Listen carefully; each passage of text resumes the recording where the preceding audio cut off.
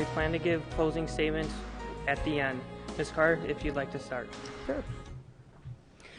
So my name is Jane Carr, and I have been, well, let me take you back a bit. I graduated from college with my teaching license and got married in 1986. So my husband was got a job as a West Allis police officer, and he said, hey, we have this residency law. I have to move to the city of West Allis. Now, I only lived in Tosa, but I didn't get out much, apparently, and I said, West Allis, where is that? And he teases me to this day because I said, Oklahoma Avenue, that's so far away. And that was 35 years ago, and I have been a proud citizen ever since.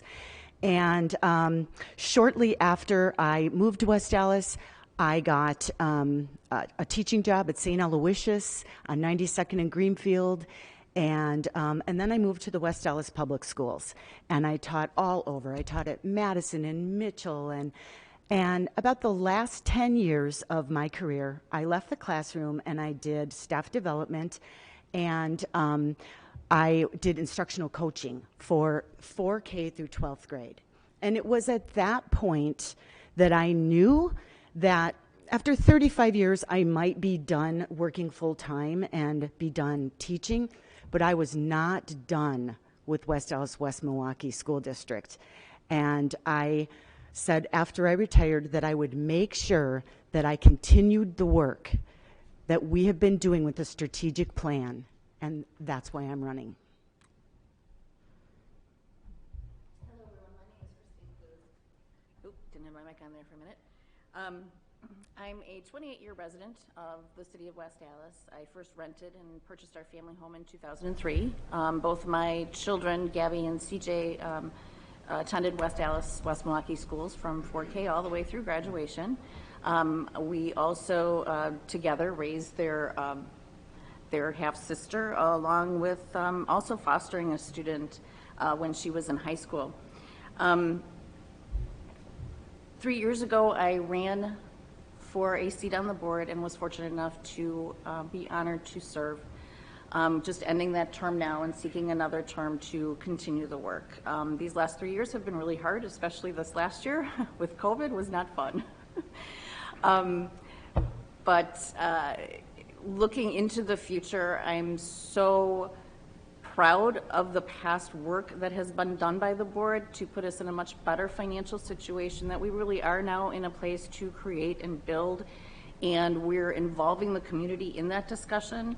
I want to thank the Youth Commission and all the time and hard work that you've put together to invite us this evening.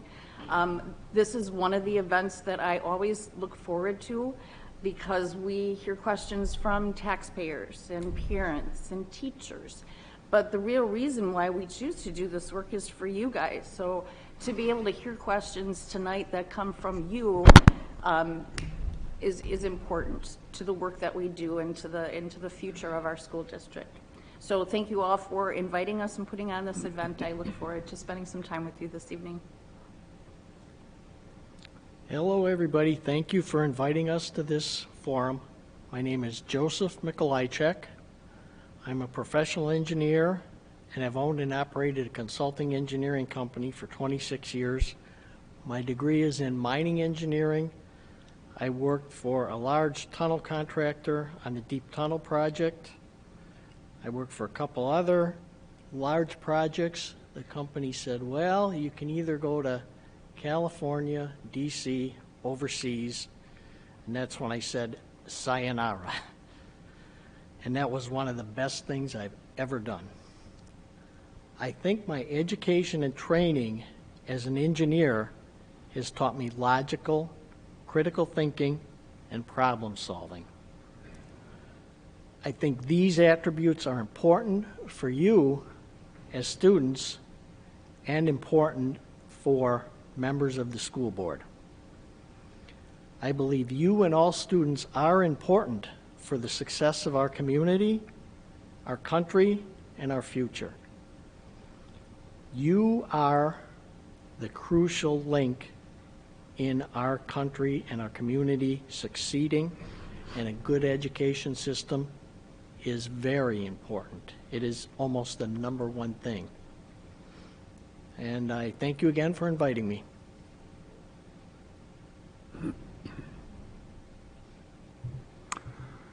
As the others before me have said, thank you for the invitation to participate in this forum.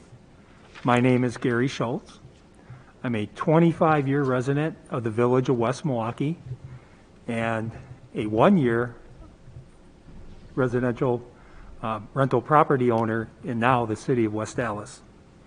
In the 25 years I've been part of this school district, I've done much volunteering at the elementary school my children attended, which was Pershing Elementary, was PTA treasurer, and did many other events there as a volunteer.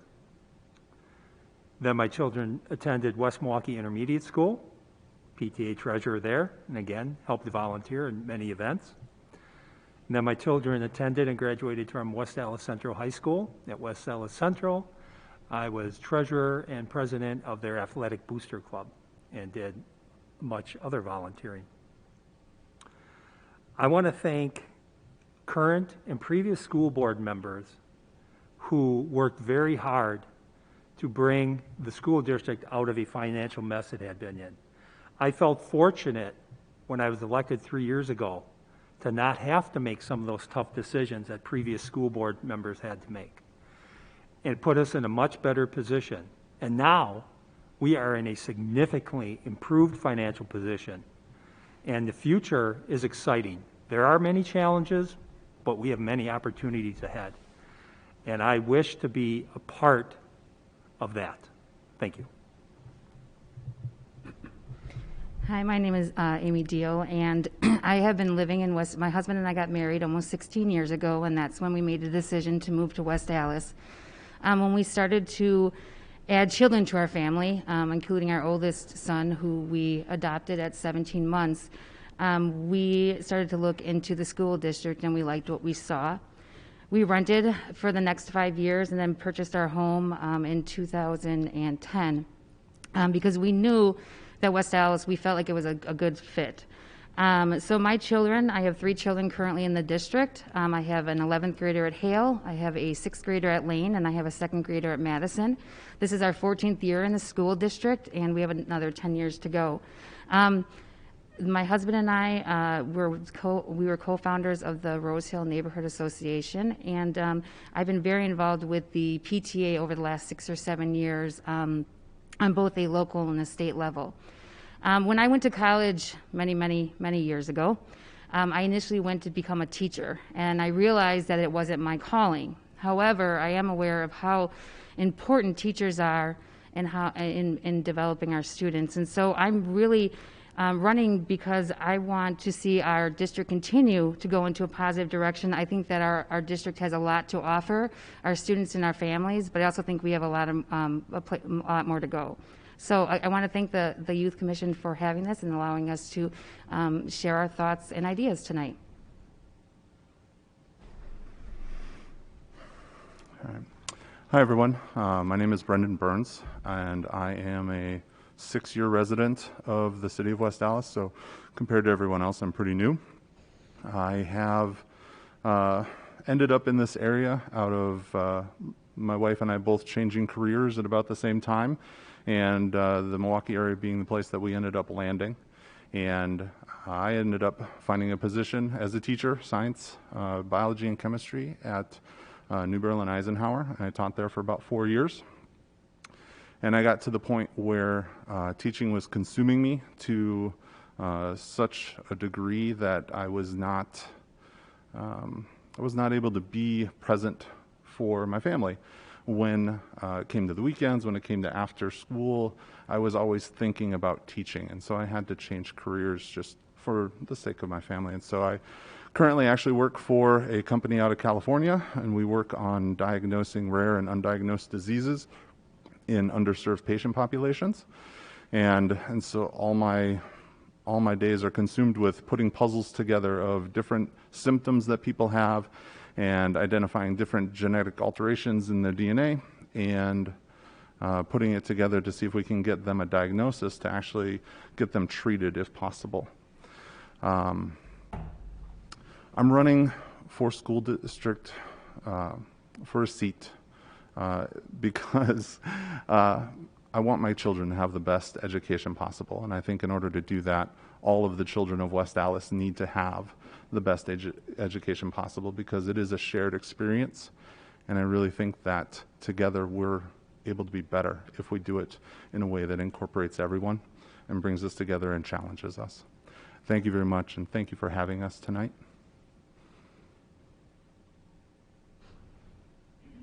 Thank you guys for your answers to your introductions. Questions will now be a minute and a half. Thank you for paying attention to Sophie, because last time we managed to run over. Well, we're not going to talk about the deer lines to the west. Our first question will come from Sydney.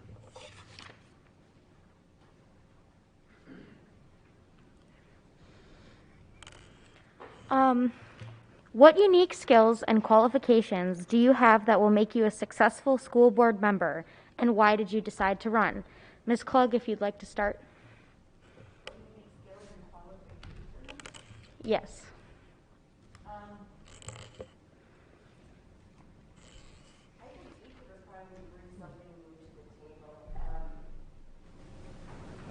I spent almost 20 years doing medical transcription work, raising my kids here in the district.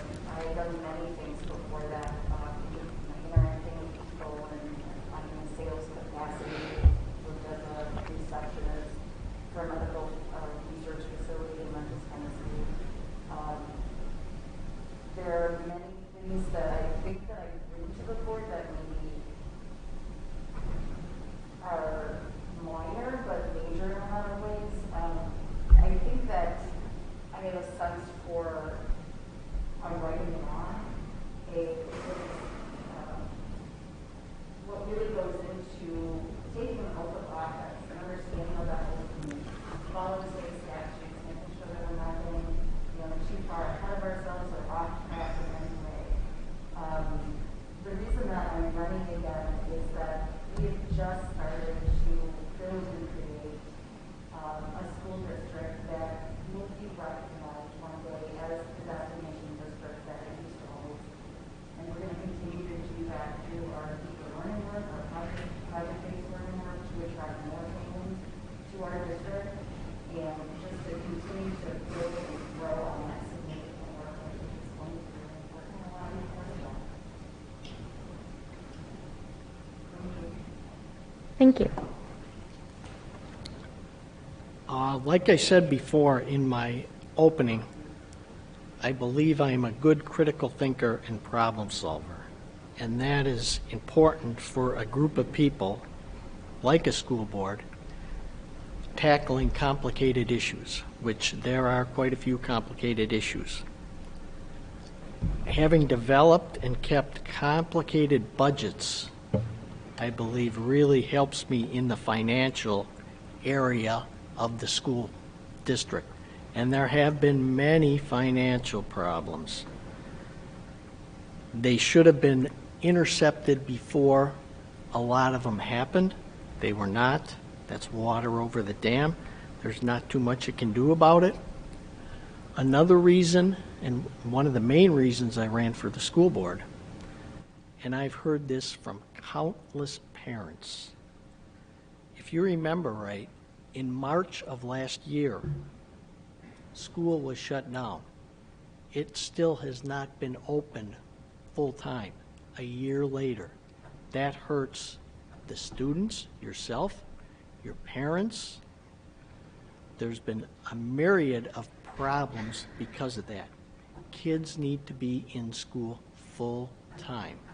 You probably agree with me on that, but that is one of the main reasons I ran, and almost everybody I talk to as I'm campaigning, that is a big issue, and it's an important issue.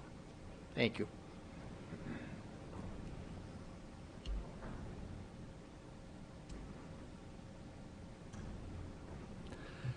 So I think one of the things I bring to this position is I have a broad perspective on issues. I'm not tied to a specific ideology. I'm not conservative. I'm not liberal. I'm not Republican. I'm not Democrat. I look at individual issues on their merits. I may make a decision and have a viewpoint on one issue that may seem more conservative, and then on another issue, another matter before the board, I may have a perspective that may tend to be more liberal.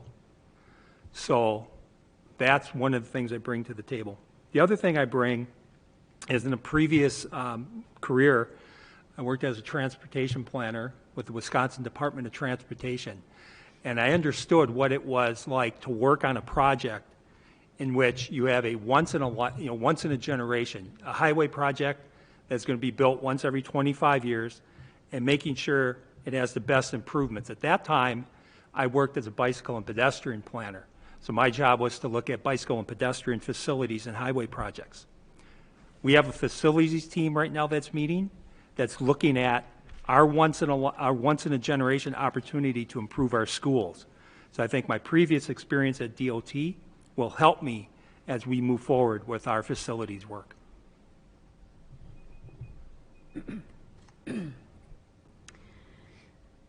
So what I feel that I would bring to the board that is unique and different from other people is actually my professional background. I do have a master's degree in community counseling, and I've spent the last 15 years doing a variety of jobs. I've done neuropsych testing with children and adolescents from, well, actually infant all the way up until 21. I've also done mental health case management and long-term care case management with people of all different ages. I feel that in those roles as a case manager, I was faced with a lot of people, like I had a lot of clients who were underserved, and a lot of times they didn't have a lot of resources, and so I had to go into the community and find resources for them.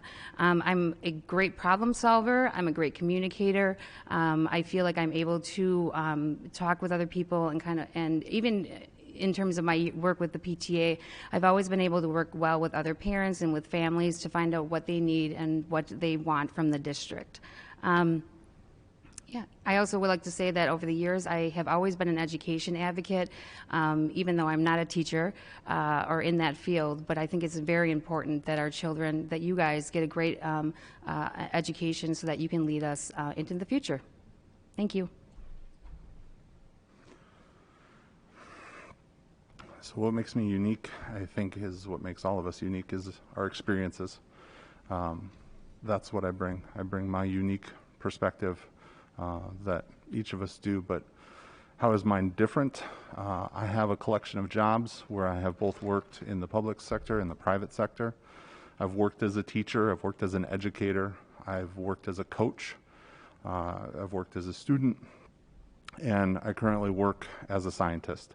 And so I am constantly solving problems, putting puzzle pieces together, and evaluating information that's given and weighing the costs, the benefits, and how important each piece is, because that's critical to my job. I think that I have a strong communication ability that I can bring to this. I'm also very nervous, but I have a strong communication ability that I think I can bring to this board, and I think that I'm willing to work with anybody that's willing to work. I'm willing to make tough choices, and I'm ready to be that person that's in a leadership role that's going to help West Allis, West Milwaukee, push our district to the place that it needs to be, and that's competitive and a destination. Thank you. Well, I think that my character is something that I bring to the table. I have always been known throughout the district. I have a reputation of being a kind person. I was into kindness way before it was popular. Like, it is a thing now, but it has always been my motto to be kind and approachable, and I think that my character is something that is an asset. But I think the other thing that is really important is that we want you all to know the deeper learning competencies.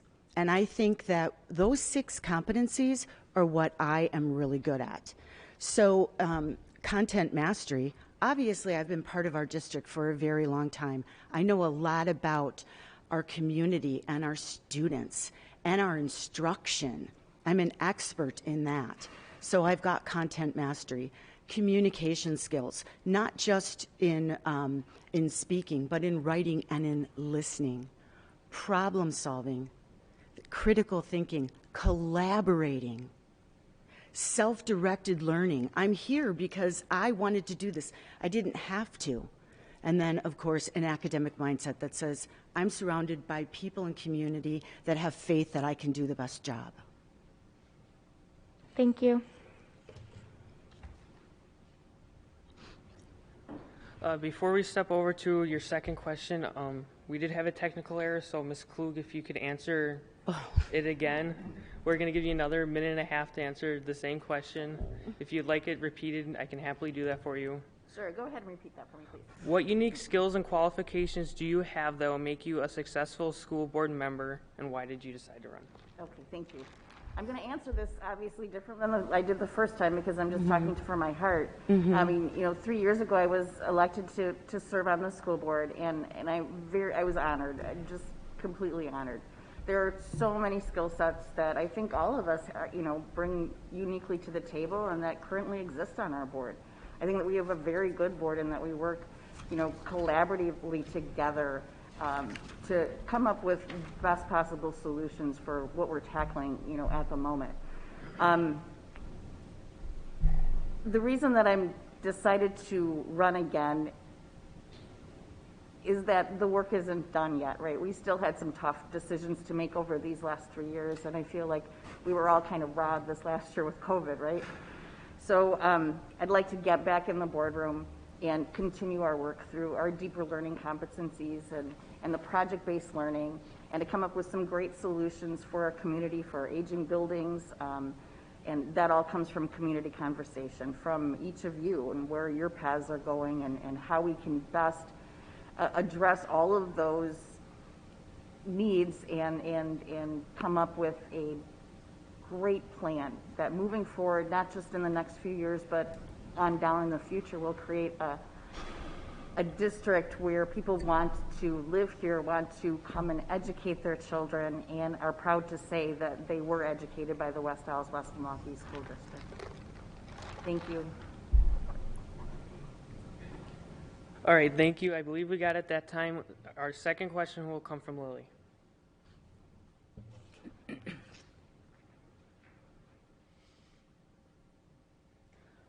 What reforms does the Wawm school district need to make, and what will you do to make these changes if elected? Mr. M., you can start. I think, like I stated before, kids need to get in school. I realize there was just a meeting the 22nd, and it was decided to start nearly full-time school, not for high school students, but for the smaller children. Could you repeat that question again? I lost my train of thought. What reforms does the Wawm school district need to make, and what will you do to make these changes if elected? There need to be some financial reforms. I have not dug into the budget that close, but there are a lot of costs that can be looked at, in my opinion. The enrollment is going down, but it doesn't appear the budget is going down. I believe there's $127 million in the budget total. $43 million of that is from the tax levy. That should be looked at very closely, in my opinion. Thank you.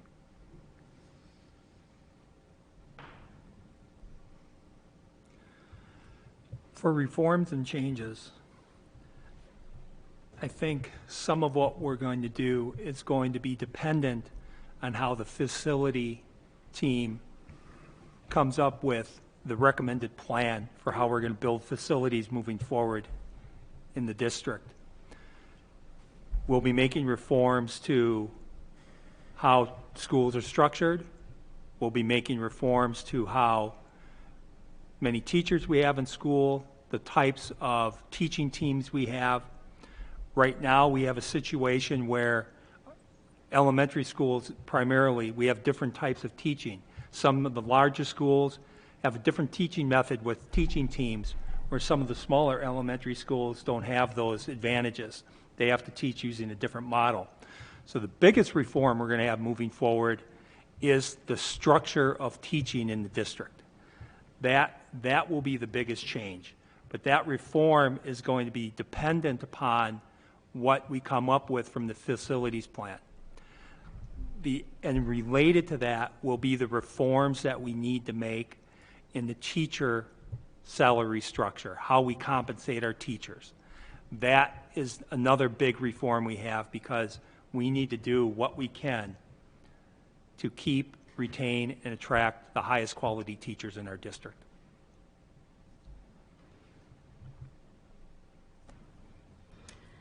In terms of reforms, I think that there's two huge areas. One is teacher retention. Our district is losing teachers at a phenomenal rate, and we need to stop that. We need to stop hemorrhaging our good teachers. They're going to other districts. So that's one thing. I think we need to work on developing a teacher compensation plan that teachers actually want and are competitive with districts around us. Similar to what Gary said, the other big thing reforms is going to be based around facilities. Our district is also losing students. We're losing students because I think, in my opinion, it's because we do not provide our families with the educational choices that they want. My own sister lives in West Allis, and she open enrolls her child out of the district. That's a problem. We need to work on, I feel, developing specialty schools or programming within our district so that families do have those choices. I am for something on the lines of a Spanish immersion school, language of the arts, which to me would make complete sense. We have such a wonderful music program here in our district. And we don't even have to do schools. We could do programming, provide programming in the high schools where you can come in and do a healthcare tract or a trade tract or something on that line. So I really feel that those are two of the biggest areas that we really need to, and as we're developing, I'm actually on the FAC committee, and we're developing, trying to figure out what we want to do with our facilities. And I think this would be a great time for us to be able to look at those specialty schools. Thank you. Two dings. So what reforms? I am also running on a platform that is looking really hard at teacher retention. If we have a teacher that's making $40,000 a year, they get paid about $200 a day at the end of the year if they've gone through training, say 10 days, right? We're at $2,000. They stay here for 5 years. They're up $10,000. They leave. We've lost $10,000. We have to be able to keep our teachers. Okay, and so my big goal is to change how we are working with our teachers, giving them a competitive salary, giving them the support structures that they need so that they can have a bigger voice in the school, so that they can direct policy, they can direct the community, and be in more of a leadership position. I also want to reduce the amount of time that they're having to deal with extra things. Because the teacher often during the school year, especially, will be working 60, 70 hours a week. Thank you. I also want to diversify opportunities for students. I want to look at the specialty schools, but I also want to look at other things that we can do. How do we incorporate the trades into the students' education? How do we expand those programs? How do we give our students more voice in what their school does and how it behaves and what that community looks like? And if we can promote our students to be the leaders as well as the teachers in the classrooms, we can have a strong school system. Thank you. So I'd like to look at the strategic plan. I was part of developing that strategic plan, and I think one of the biggest things that we need to be working on is equity. And if you know about our mission and our vision, we are all about that. We are about trying to create equitable experiences for kids in New Berlin, in West Allis, and in West Milwaukee.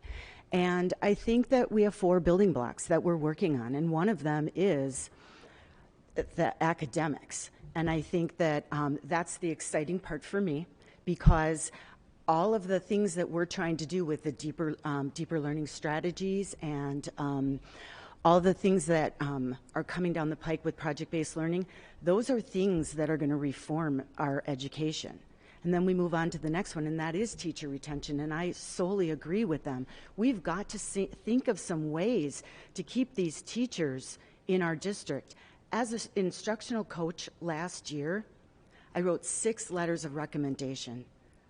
I trained the teachers. I was the one that was giving them the coaching, and they're leaving. They're getting poached by other districts for more money. And then I think that, so that's obviously big. Our facilities, that's another building block of our strategic plan, absolutely. And then the fourth one is community. Everyone having a voice, all of the students and the parents and the taxpayers all coming together for the common good. Could you read the question for me again? Yes. Thank you. What reforms does the WAWM school district need to make, and what will you do to make these changes if elected? Well, I think right now there's no need for reforms. I think it's more of what we want to do with our district, right? And taking a look at what's working well in other communities and other districts. I think smaller class sizes, for one, is a huge benefit. When my children attended, we used to have SAGE schools, and I think that was really beneficial for them. And I'd like to see that again. I'd like to see more teachers, or less kids assigned to one teacher. I think that before I came here tonight, I went on the State of the Schools presentation, the first one. There's going to be 2 more that come up in the next several weeks. And one of the teachers was there, and she said that she was so proud to be a part of this district because she can see through the deeper learning work that we're doing, the project-based learning, how exciting it is for her as a teacher, right? We're getting away from students memorizing things and really understanding and having a hands-on experience. One of the things that I know that we're looking to do on the high school level is give every student like a college experience before they graduate. I'd like to move that up and see that happen right around sophomore year, because I really think that by that time, when you're a sophomore, you should really know what it is that you want to do when you complete those next 2 years of high school, where your path is headed. Thank you for the question. Thank you.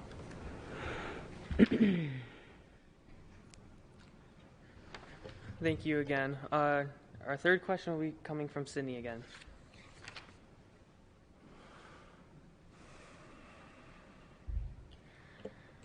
The school board voted to send students back to school starting March 22nd. What do you see the 2021 to 22 school year looking like for students knowing that COVID will still likely be present? Will there be masks or school-wide events? Mr. Schultz, could you start this one? The 21-22 school year most likely will be back to normal. I would like to see it back to normal. I was once school board member during this recent year, who was more of an advocate for getting kids back into schools faster. By the 21-22 school year, we should have herd immunity. Vaccines will have been readily available. Most people should have had the opportunity to be vaccinated. What's going to be interesting is how many people decide to enroll in the school district virtual academy. That could take some students out of our physical buildings, so it may make the physical buildings more open to accommodate spacing between students and a different instructional style, depending on the number that choose that route. As far as activities, I believe we should be getting back to normal as much as possible. We have an opportunity to provide our future students with the most normal, most enhanced opportunity for learning and living a true high school experience.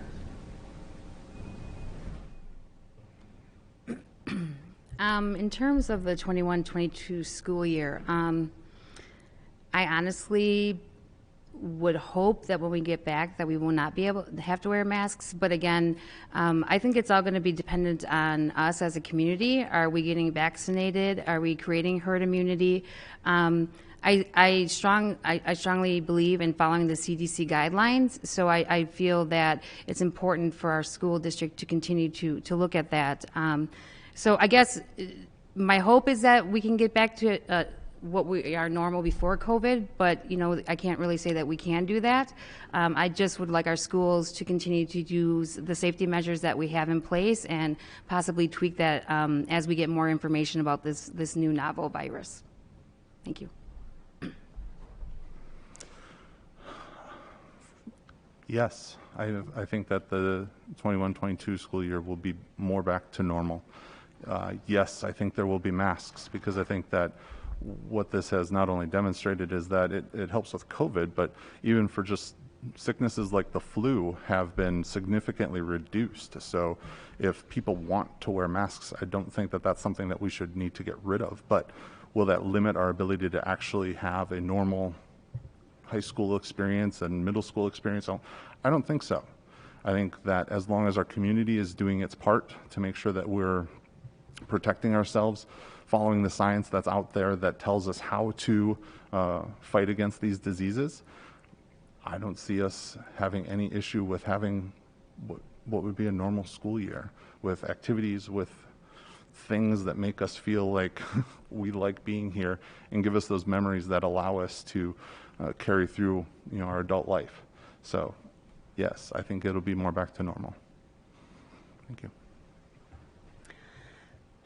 This pandemic has changed history. It has made history. It is going to change education in some way. And I don't know necessarily that that's a bad thing.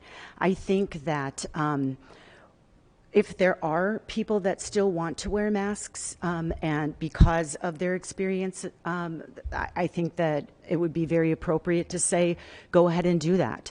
I think that there will be people that will still want to, and I think it should always be an option. And I think that there should be a virtual option now as well, until we really, really know more. But I am hoping, I am an eternal optimist, and I am hoping that we will be back, not to normal, but to a new place where we will be more educated in how we are together in the buildings, and how we can maybe we can seat ourselves so that we aren't all crowded, but we can take the experience, learn from it, and move forward and go back to our new normal. Thank you. Did you want me to answer now? Okay, I saw there was some commotion. So who knows? I mean, who knows what's going to happen next week, next month, even to talk about next school year in September. I think what we'll do is just continue to, look to the experts, right, into how we can safely operate schools when that comes. I'm, like Jane, I'm hopeful that we can get back to some sense of normalcy. I mean, that'd be nice. I think that the purchase of the Air Surface Pro air purifiers that the school district purchased, I don't think they understand the technology that they have and how that is going to really be a wonderful mitigating strategy. I don't know that we can get away from the mask wearing or not. I don't know. We'll have to see what that looks like and make those decisions as they come up. I hope so. I really feel for our learners that are immunocompromised, that have no choice, and also for their siblings that obviously have no choice as well, right? You have one family member that can't attend school or can't go outside of the home. That's the entire family. I'm proud of our district that we went from emergency virtually learning to learning how to do that really, really well. And that for a lot of our students that worked out very well for them. I'm happy about that. I'm also happy that we were able to return kids at least 2 days a week, after the holiday season, and get those kids back so that they're not losing that sense of, I can learn, right? You don't want to hear a fourth grader say, I hate school. We want to make sure that they love school and that they'll always be a lifelong learner. Thank you. Sorry I went over. Could you repeat the question, please? The school board voted to send students back to school starting March 22nd. What do you see the 2021 to 2022 school year looking like for students knowing that COVID will still likely be present? I'm not a fortune teller. I don't know. But I do know that the physical facilities of the buildings have been upgraded. There have been many plexiglass barriers, all that. And I also know that a majority of the schools in this area have been going to school full-time in the classroom with no hiccups and really no problems. That's what a lot of parents are asking to me. They're saying, how can that be there and it's not here? I certainly hope that things are completely normal, but I'm not a fortune teller. I don't know. Your school experience is important in your life. I want you to go to homecoming, prom, football games, the whole thing. That is part of living. It's part of being a student. That's important. And that has not happened for a long time. And that needs to be part of your education. Thank you. Thank you. So before we go to the next question, just like Ms. Klug, Mr. Schultz, could you answer the question again? Your mic didn't pick up the question. Would you like me to read the question again? No, that's fine. I'll try to get a kind of a Reader's Digest version of what I said. So, yeah, I was one of the few I was the school board member who wanted to get kids back in school sooner. I believe 21-22 should be close to a normal school year. By that time, we will have had herd immunity. By that time, most, if not all, Americans will have had some opportunity to get a vaccine. And we understand better. We know that we have the virtual academy that the school district is implementing. That will remove some students from the physical buildings. So our physical buildings will have additional space. Now, we don't know what that is at this time, but once that is known, we'll have a better opportunity to space students more in our schools. And I believe that students, our future students, deserve an opportunity to live a high school experience, to not have to be afraid, and to be able to enjoy a high school experience that they deserve. All right, thank you. Our fourth question will be asked by Saoirse.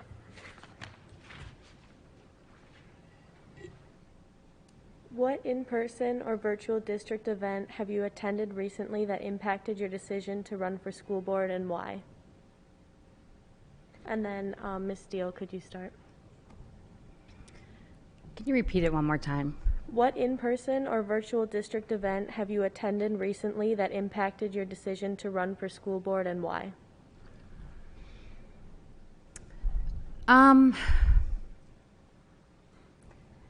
Probably the virtual event that kind of solidified my decision to run for school board would be actually at my youngest child attends Madison Elementary, and we did a virtual bingo night, and it was absolutely phenomenal. The kids just had a great time, and I think that really solidified for me that that's the thing that I love about West Allis and I love about our school district is that I feel we are a very strong community. I feel that we do pull together and try to help each other out, and I want to be even more involved in that. I already am involved, obviously, at my children's schools, through the PTA and such, but I wanted to do it on even more of a level, on more of an official level.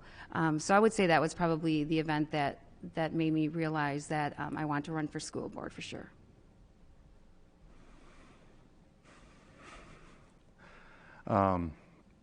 Probably the event that solidified my urge to run was having to teach school at home along with the teachers in the district.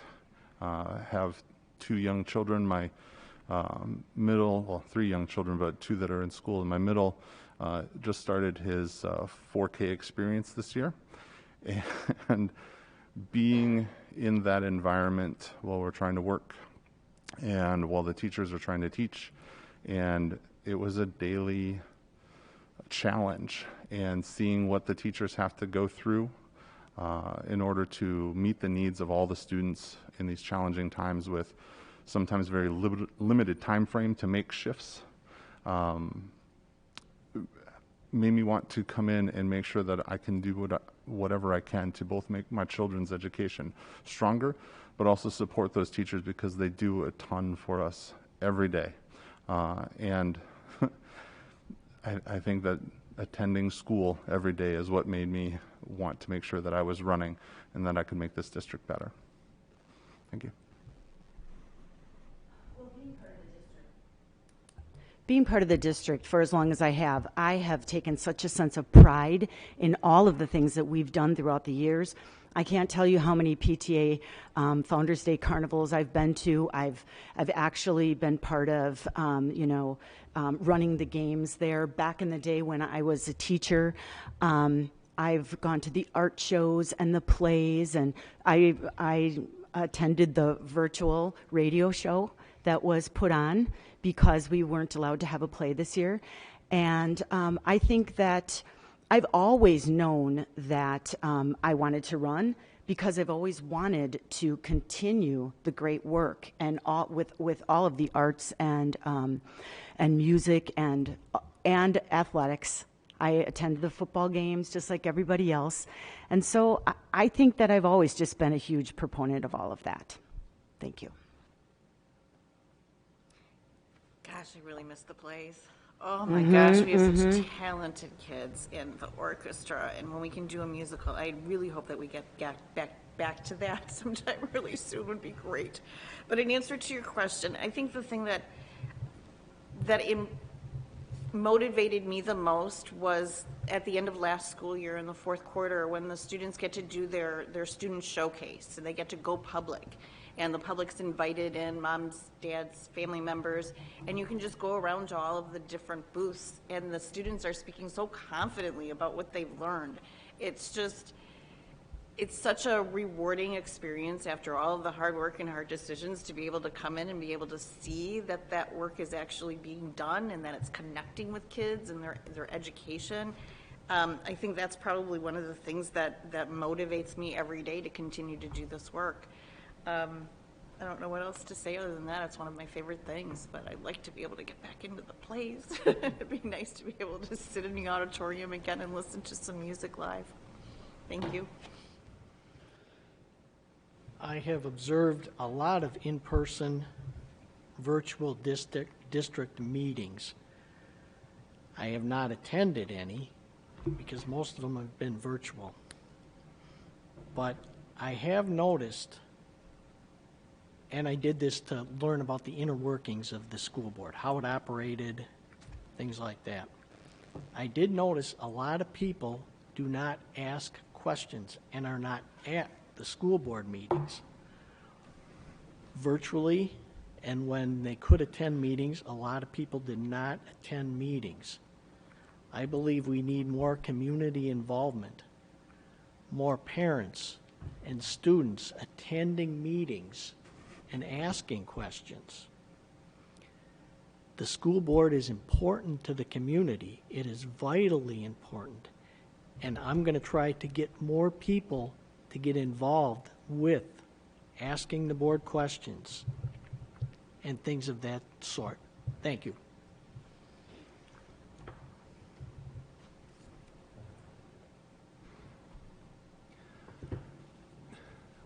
It wasn't a single event.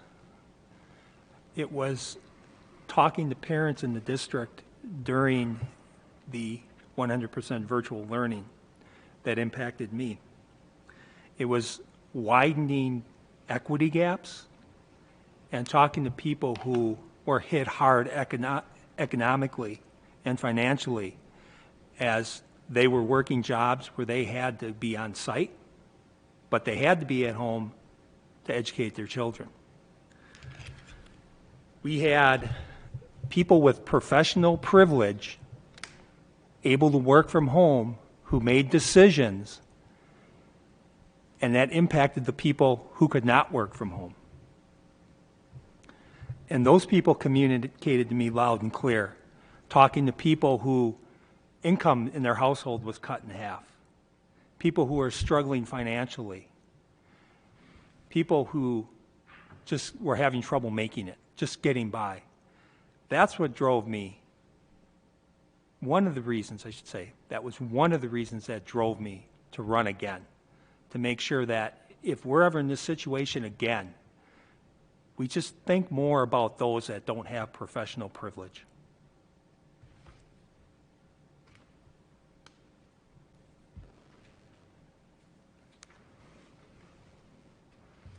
All right, thank you guys again. Our fifth question will come from Aria.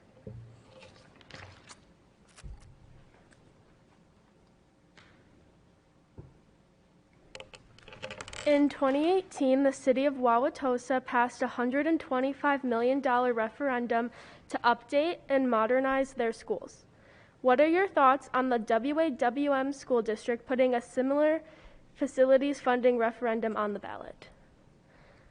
Mr. Burns, if you would like to start, please.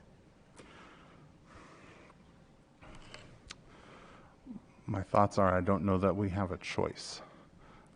We have infrastructure in our district that is extremely old, and I'm not sure that there is another viable way for us to be able to get the facilities that we need to get the educational components in place for the students. We need to be able to diversify our instructional strategies. We need to be able to diversify what offerings we have. So I don't know that we have another choice in the matter, unless we want to cut a lot of things out. And since we are already a district that has been leaned up because of past financial issues, I'm not sure what more that we can do without punishing students further. So what options do we have? I don't know. I think that that's probably our best option if we really want to make West Allis a destination district again, if we want to be able to provide for you guys the education that you need to be successful in the future. So yeah, that's my thoughts. Thank you. So I always think that asking taxpayers for any more money should be an absolute last resort. But I do feel that if we are going to ask them for money, I think that this should be a celebration. I think that we should, as a community, celebrate coming together and maybe renovating some facilities or remodeling some facilities so that we are a destination district. I don't think taxpayers mind paying taxes for schools. I think what they mind is when we ask them to give us money because we made poor decisions in the past or poor investments. And I think that they mind when they don't understand exactly where the money's going or exactly what they're going to be getting as a citizen. And I think when we bring everybody together and we tell them, look at what we can get for this, how it can impact our community, how being a homeowner and having a destination school, that's good for your taxes. That's good for your property. Your property goes up. The community thrives. The city thrives. And so, yes, we do not want to ask for a referendum unless we absolutely have to. But if we do, let's really come together as a community and embrace it and make it work. Thank you. Thanks for this question. I just wanted to touch on something that Jane said. I think oftentimes what happens with school districts when they go to the community for a referendum is that the community votes on the referendum based on the information that they have at the time. And what ends up happening in often cases is that school districts don't use that revenue for the intended purpose it was asked for. That will not happen here. We are in an excellent financial situation right now, and so this is definitely the time to take a look at this. I think that our district, in assembling the FACT committee from all community members, from city leaders, from families, from parents, from all different, backgrounds, to really dive in very detailed information, which is available on our website. You can, review the minutes, review the 300-page report that's there, that's been put together. But this is a decision that the community is going to have to make. We obviously want to create safe buildings for you guys to attend in. 5 of our elementary schools are over 90 years old, those original portions of the building. And we are trying to do things for you kids and offer you education in spaces that we just don't have the ability to do them in now. So this is going to be a decision that the community makes, but it's also going to be a very thoughtful process leading up to that point. I think that's all I have. Okay, could you please repeat the question again? Yeah, of course. In 2018, the city of Wauwatosa passed a $125 million referendum to update and modernize their schools. What are your thoughts on the Wawm school district putting a similar facilities funding referendum on the ballot? That should be the voter's choice. I am not in favor of that personally, but I'm not the voter's complete. What happened in 2017 was not right. A referendum went to the voters for $112 million. It failed. The administration, not the school board, the administration, then got a $115 million loan from the state. Now that's wrong. If a referendum fails, it should fail, and you should not go in the back door to go against the will of the voters. And people I've talked to are very upset about that. They don't like that at all, and I don't like that at all. It's not fair. Thank you.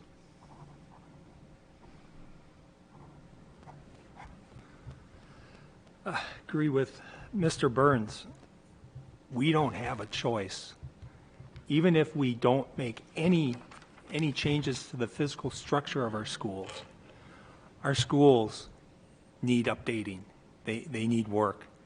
I mean, mechanical systems need upgrading. Physical systems need upgrading. Technology needs upgrading in our schools. And it costs a lot of money. So we are going to have a referendum. I've said that before. I've been saying that for months. I posted on my website. I talk about our facilities challenges. And we are going to have a referendum. It's just what is going to be amount and what the referendum will be for. Will it be just to fix what we have in place? Will it be to enhance what we have in place? Or will it be to build new? And I'm on the Facilities Advisory Committee team. We're putting together pathways for how we want our school communities to look in the future, how we want the physical spaces to be. And that will guide us. And there will be a referendum. I mean, I'm going to admit, I'm not going to hide the fact. We are going to have a referendum. It's just what's going to be the amount and what will it be for.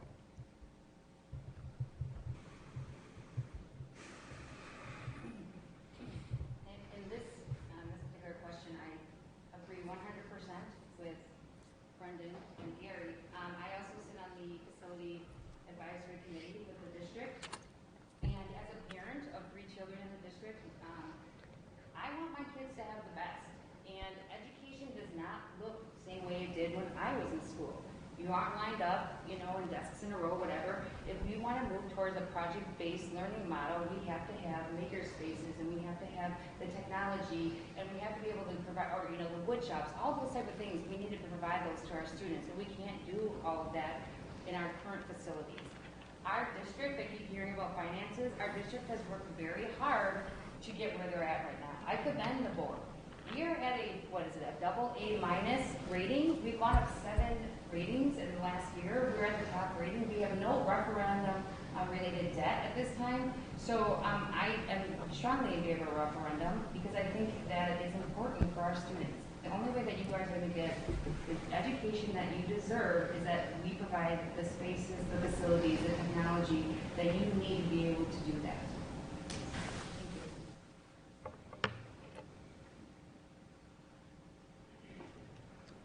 All right, thank you guys again. The sixth question will be from me. If the funding referendum were to fail or not move forward, what will you do to improve the current school buildings, Ms. Carr? So once again, you did hear that we said that just for capital improvements, it'd be about $200 million. So that's a tough question to answer. I mean, I think that, the average school building is 75 years old in our district. So I think that we would make the best of it. We would probably put together another facilities team, and we would ask for community input, student input, and we would try and remodel for less expense. Thank you. Well, I hadn't thought about that until just now.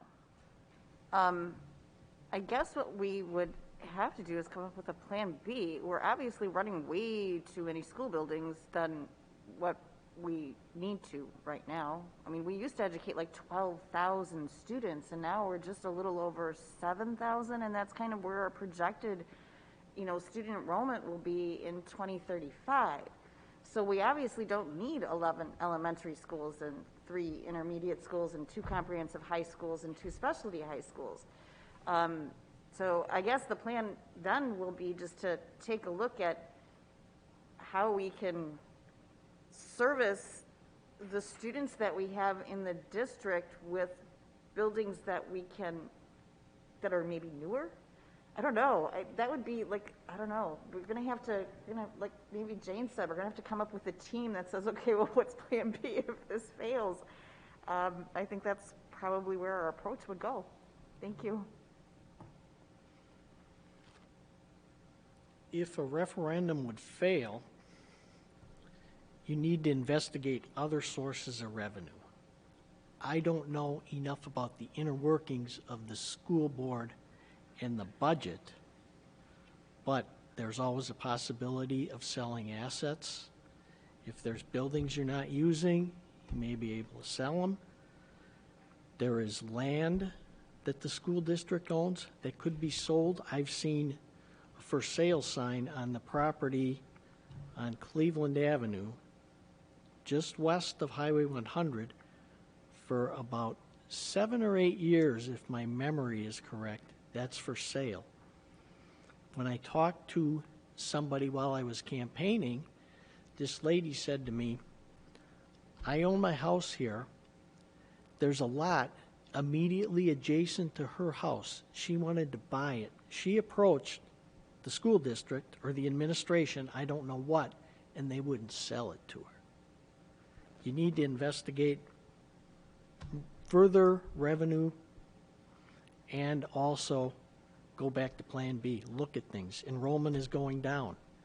Maybe you don't need to do all of this. Thank you.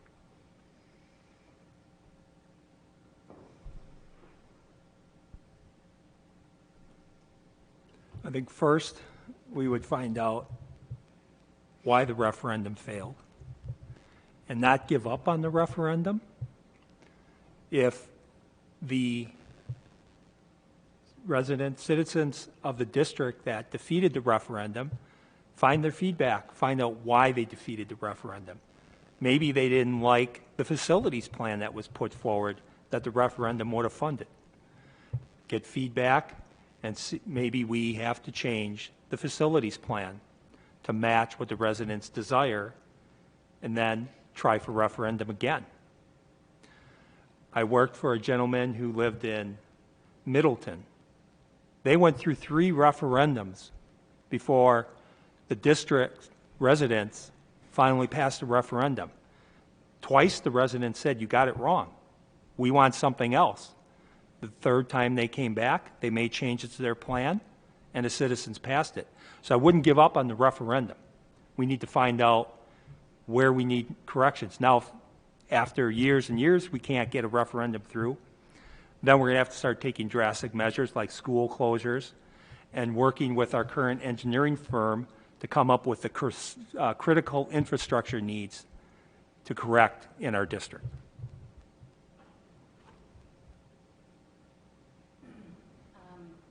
So if the referendum, when it passed, I think that, well, I think it should be said that I think no matter what we end up doing, we are going to be closing schools. We currently have enough room for 8,900 students. We have 7,400 students that are enrolled in our district.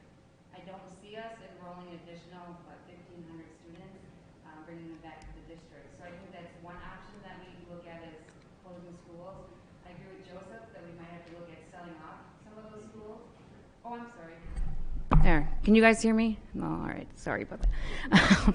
All right. Well, yes. Okay. So I was going to say I agree with Joseph that we should look at that. I think that is something that we need to look at if we do end up closing some of our schools. We do have schools that are areas that are more commercial that we might be able to sell more than some other schools. I also think that we need to look at businesses or sponsorships. If that would fall, like if, in our high schools, maybe we can get somebody in that will be able to sponsor a trade area or something on that line. Looking at our community to be able to create some reciprocal relationships where we can possibly bring some improvements to our facilities. And again, I also agree with Gary, there's nothing wrong with us going back and to the drawing board and figuring out what is it that people really want. It might be that they didn't like what the FACT committee or whoever decided on. So I think there are some options if that would happen. So referendum failing is, I don't think that would be a great thing for the West Allis community. I think the first thing that we would see is we'd see families and students and teachers leave. And then we would have to lean up. And then with that lean up, that's where we would have to look at, can we sell properties? Can we increase class sizes? What can we do to minimize the impact on the district and the financials to make sure that we can keep going and provide the education at some level?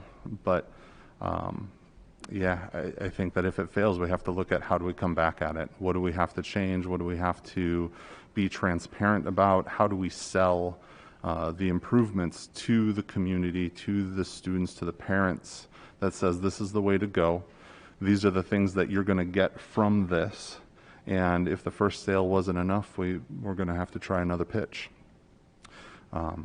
Because if we don't, I don't know that West Allis is going to do anything but stagnate in the near future, because we just don't have the facilities to do what we need to do.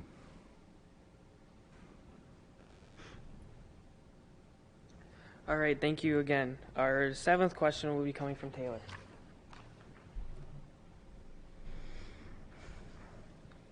What song best sums you up as a person? Ms. Klug, go first.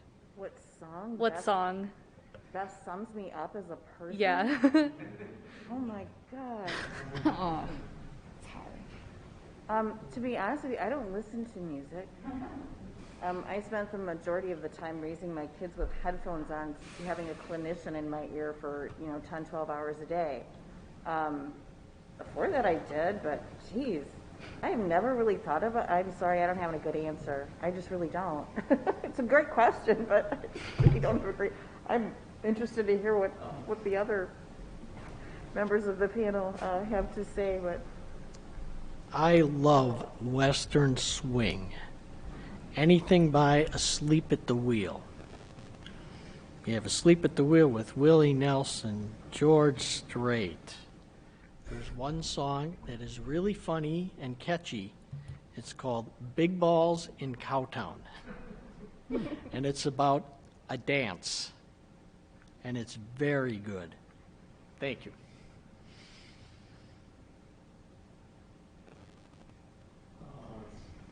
Sorry about that. That's a tough one. I listen to a lot of music, so I have a lot of songs.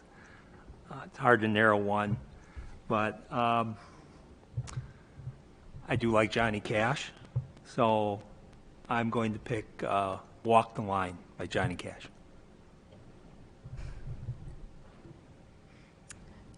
This is like really, really hard because I listen to a lot of music. I'm going to actually say probably, it's kind of sound kind of sappy, but Celine Dion, A New Day Has Come, just because for me, I've faced a lot of adversity in my life at different points in my life, and I feel like the best way that you can get through it is that you just have to look at each day as a new day. And so I would go with that. So. I have really no idea. I think lots of songs speak to any component of me. I think that the song that just keeps popping into my head right now is Bicycle Race by Queen. So that's just to my own tune. Well, I do love a good country ballad, I'll have to say. I like when I can understand the words, and I like one that tells a story. But I have to say, I love listening to Jack Johnson and Banana Pancakes, and he is he's just an uplifting singer as well. And I don't know if any of you have ever listened to him, but I highly recommend him.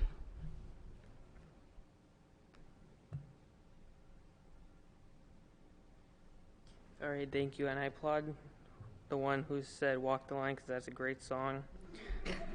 Our eighth question will come from Aria. Sydney now. There was a questionnaire change, so. What will you do to make the West Allis School District a first choice district for families in West Allis and from neighboring communities? Mr. Mikolajek, Mikolajek, will you start? I would say probably to improve the shop classes and things like that, to make it a destination. That would probably be, in my opinion, the best way to do it. This problem with reduced enrollment, that I think can be solved fairly easy with getting back to school. A lot of people left the school district and went to other schools because they couldn't bring their kids to school. But to make it a destination, I would say shop classes, trades, things like that, because not all kids want to go to college. Not all kids are capable to go to college. But you can make a very good living in the trades, and a lot of people do that, and they know that. Thank you.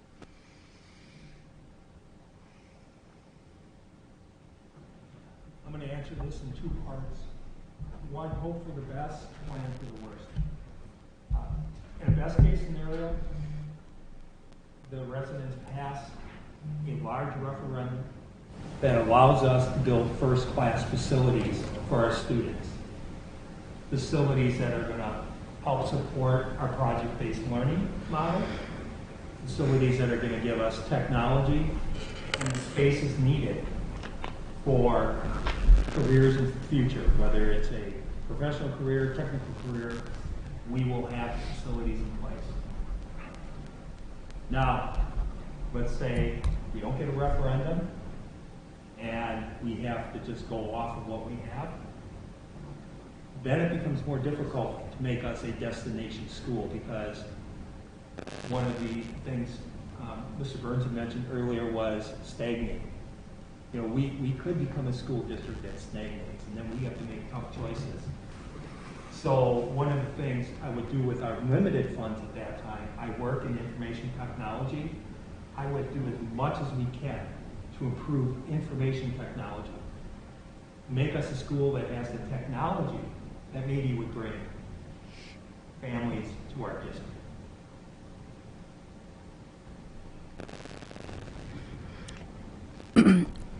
I am going to go back to the idea that I mentioned before. I think that families and students want choice. And so I think that to become that destination district again, we really need to be able to provide choice. And whether it's through specialty schools, through programming, as I mentioned before, you know, having more of a programming in terms of trades or healthcare or whatever on the high school level. I also think that it's important that we are providing opportunities in all of our schools for our students to be involved in the activities that they want to be involved with, whether it's athletics, whether it's student government, you know, yearbook, whatever. Newspaper, and I think every school, it's going to be different. You know, we need to individualize our schools to the community.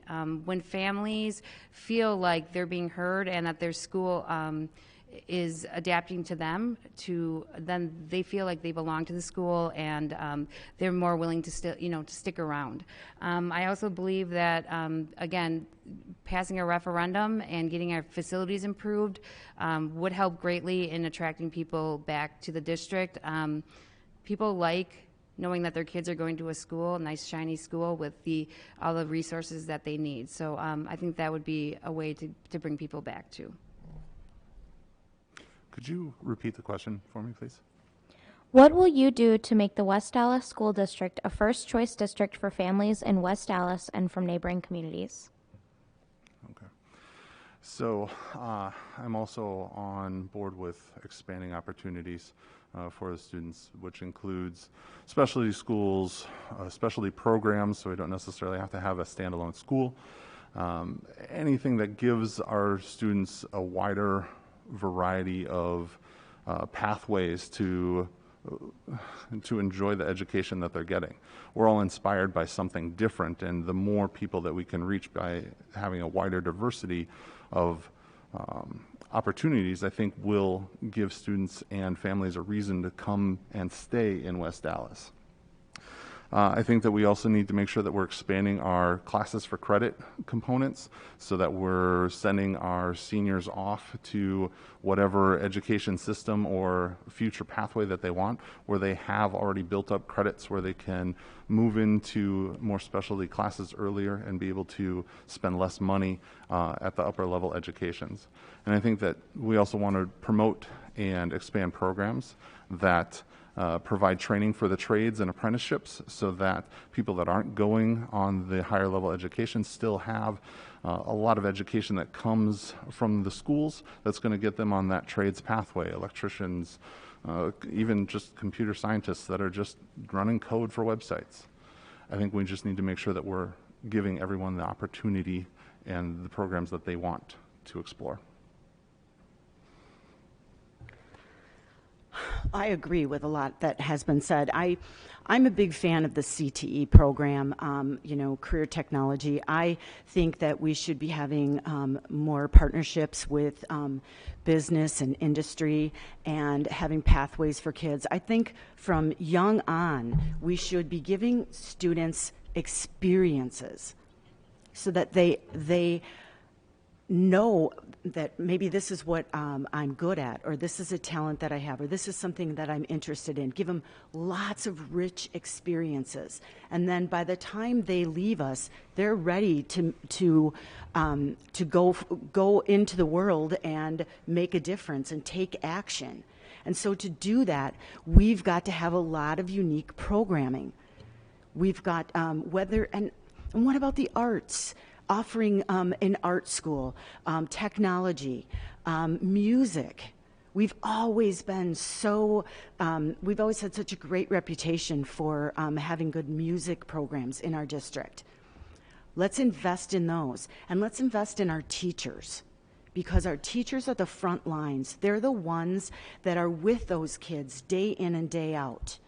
And they're the ones that are going to be building the relationships and helping those students become self-directed learners. Thank you. What would I do to make our district a first choice district for families? I know that there are several families who do live within our school district whose children don't currently attend our schools. And I think that some of that has to do with the natural breaks in education, that they've moved here and their student hasn't completed, say, intermediate school. But once they do, then they'll attend high school here.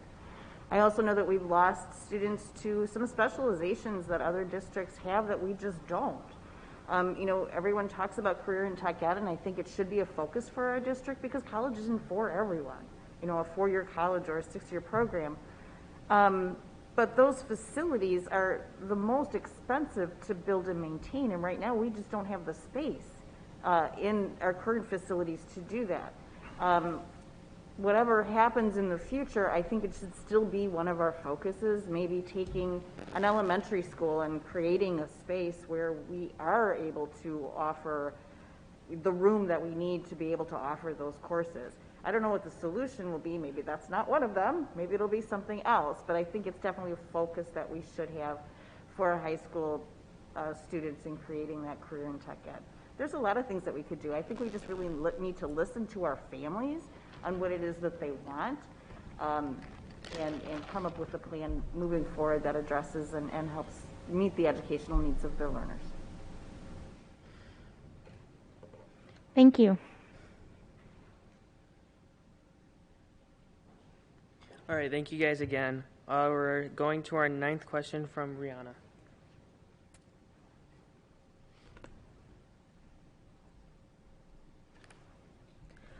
What role do the arts have in our school district and students' education? And we will start with, yes, I can. What role do the arts have in our school district and students' education? And we'll start. What role do the arts have in our school district and students' education? And we will start with Mr. Schultz. Well, my kids were actively involved in the arts. My son was in orchestra. My daughter was in band, choir. Very good artist. So ever since they were young, they participated in the arts in our district. Had a chance to play in the pit, during musicals, and participate in other ventures in the arts. And what it does, the arts make a well-rounded student, gives students a well-rounded high school experience. And you just see, for some students, the arts are their program. They may not be the greatest athletes. Maybe academically they're not at the top of their class. So the arts provide them with that opportunity to live a full experience throughout their educational time in our district. So my mic wasn't on. Sorry about that. So anyway, the arts really provide a full experience for the resident students in our district, and it's something that I'm proud our district provides, because again, as I said, not all students are athletes, not all students are at the top of their class academically, so the arts are what keep them a motivated student.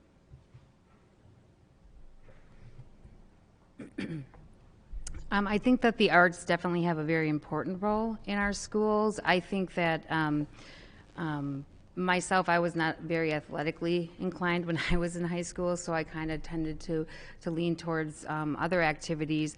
I think that the arts allow students to kind of break out of that right brain kind of mindset, where you're doing your reading, writing, arithmetic type things, where you're allowed to express yourself in a different way. And I think that's really important for us to develop as well-rounded people, is to be able to look at those other abilities that you may have, whether it's drawing, writing, whatever painting it is.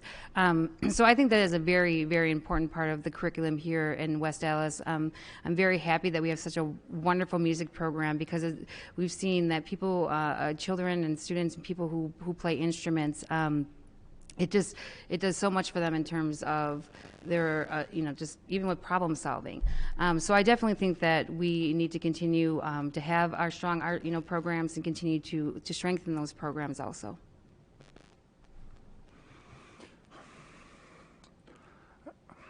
I don't think the arts have enough of a role in our district in how it allows students to free themselves from what they are traditionally fed in the classroom and what they are generally able to experience in the classroom. I think that the arts need to be able to expand. I don't know that I've witnessed a school board meeting where they've talked about the feeder program for orchestra or for art or theater. And so I think that we really need to look at how do we expand the role that art plays in everybody's life in the district. Because even students that are traditionally not artists and they go on to be architects or they go on to be computer scientists, there's a certain amount of art to that. And if you build an ugly building, no one's going to hire you. So having art is what really makes everything worthwhile. Having music is what makes doing something fun. It allows us to be and express ourselves in ways that other content won't let us do. And so I think that it needs to play a bigger role. And I'd like to see more feeder programs for it so that we're not just talking about wrestling at district meetings. So I kind of think it's like an analogy. We talk about a well-rounded education.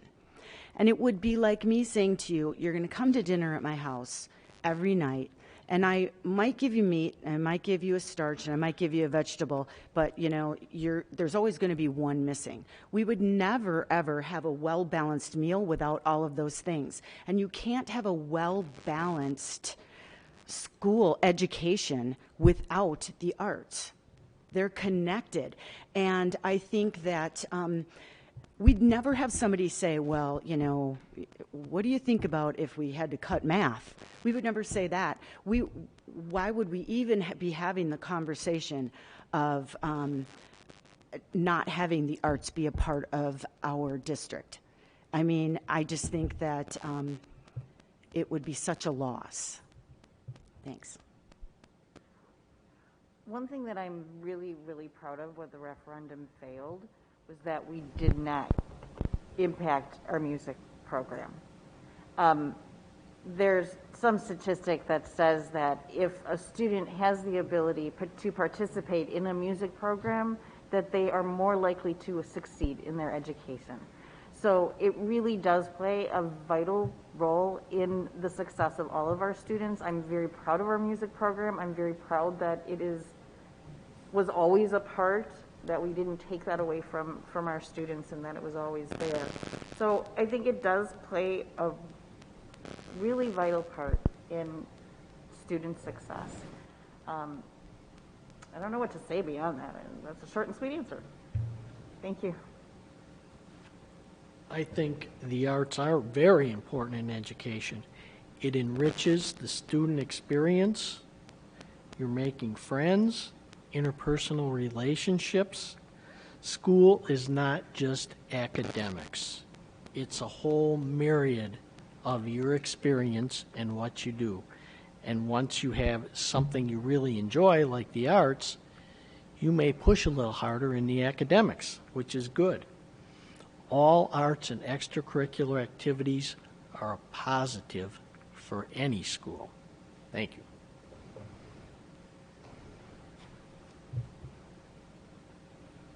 Thank you guys again. Heading on to our next question. That question will be asked by Saoirse.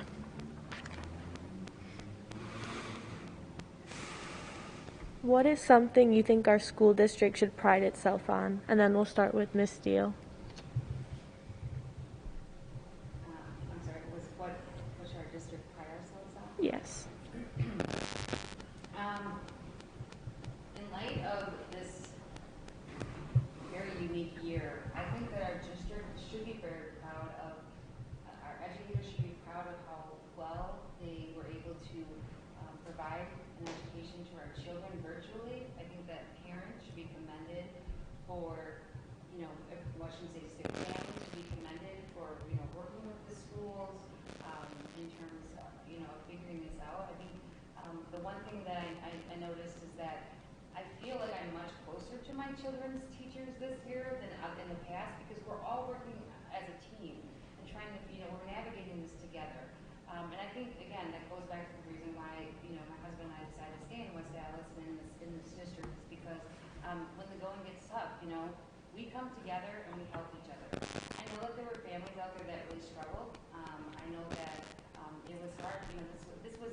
Every family had different struggles when this happened.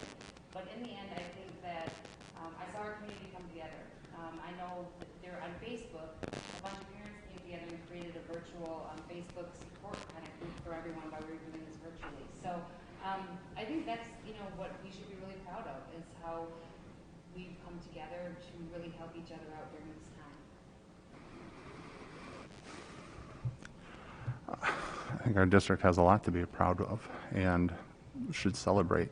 I think one of the big things that is the most impactful for my family is the amount of diversity that West Allis has and the inclusion of that diversity in the everyday lives and working tirelessly to achieve equity and hopefully move towards justice for all of our students.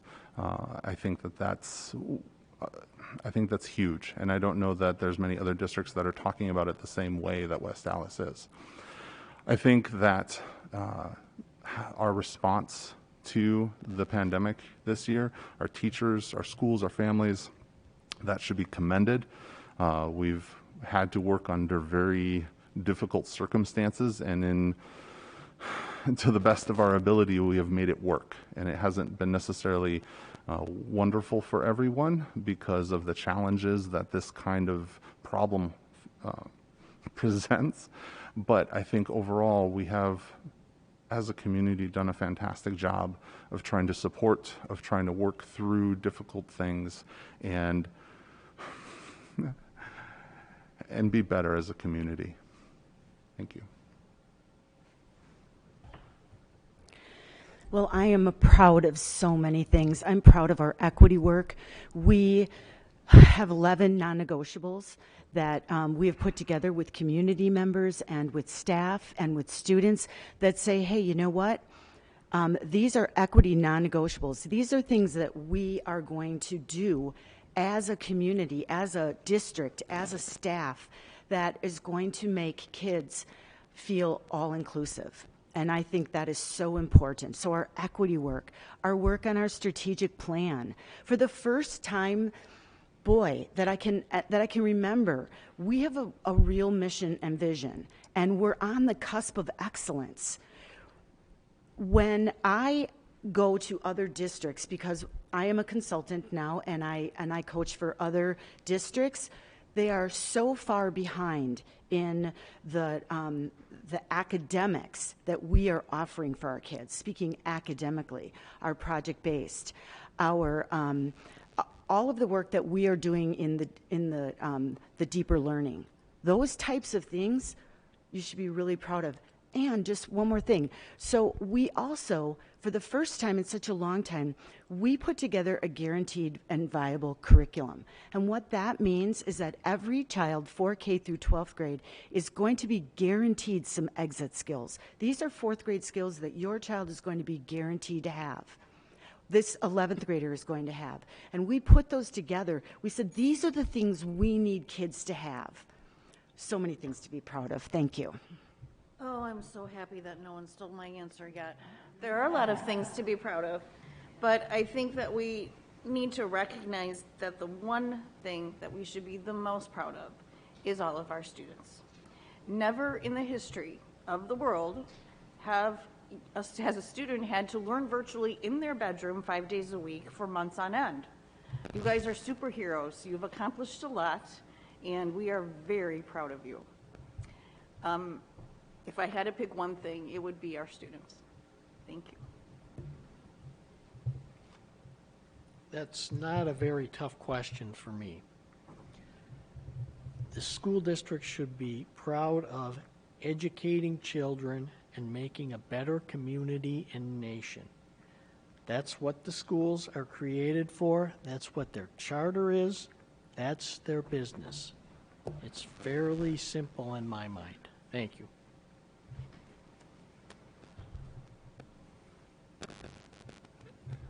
First thing we can take pride in are, I won't repeat what Christine said, the students, families in our district that had to fight through some difficult times. Again, as I mentioned earlier, whether it was financial or economic, or children that had difficulty learning at home. Our families' dedication to try to educate their students, and we need to take pride in that, the efforts, the sacrifices that were made. and our staff, our professional educators, our support staff, our facility staff, who worked above and beyond to make sure that our students were educated, and then when our students returned to school, that our facilities were ready, put in countless hours. And we should take pride in the fact that we are a school district that also understands we have gaps in equity. We have improvements we need to make. And instead of not talking about those, not discussing those, we don't hide from it. We're having open discussions on inclusion and equity in our school district. And we're trying to fight through those and create a more equitable school district for everybody who is involved.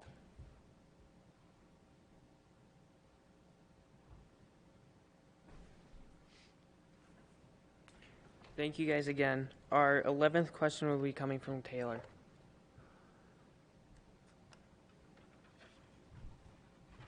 What did you like best about high school? Mr. Burns, you can start. Can you repeat that? What did you like best about high school?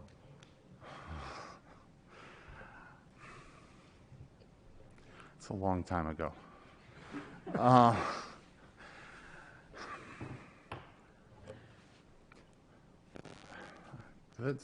You've stumped me. Thank you.